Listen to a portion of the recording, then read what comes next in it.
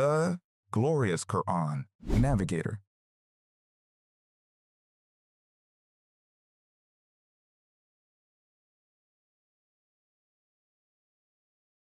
পরম করুণাময় অসীম দয়ালু আল্লাহর নামে আরম্ভ করছি।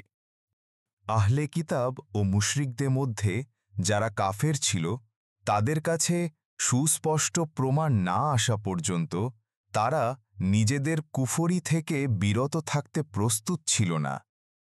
অর্থাৎ আল্লাহর পক্ষ থেকে একজন রাসূল যিনি পবিত্র সহিফা পড়ে শোনাবেন, যার মধ্যে সঠিক বিধানাবলী লেখা আছে। এবং না, তারা তো বিভেদে লিপ্ত হয়েছে যাদেরকে কিতাব দেওয়া হয়েছিল তাদের কাছে সত্যপথের সুস্পষ্ট প্রমাণ আসার পরও। এবং না, তাদেরকে এছাড়া আর কোনো হুকুম দেওয়া হয়নি যে তারা নিজেদের দিনকে একমাত্র আল্লাহর জন্য নির্ধারিত করে একনিষ্ঠভাবে তার ইবাদত করবে, নামাজ কায়েম করবে ও জাকাত দেবে। এটি যথার্থ সঠিক দিন। নিশ্চয়ই আহলে কিতাব ও মুশরিকদের মধ্যে যারা কুফরি করেছে তারা জাহান্নামের আগুনে স্থায়ীভাবে অবস্থান করবে। ওইসব লোক সবচেয়ে নিকৃষ্ট সৃষ্টি। যারা ঈমান এনেছে ও সৎ কাজ করেছে ওইসব লোক নিশ্চিতভাবে সৃষ্টির সেরা।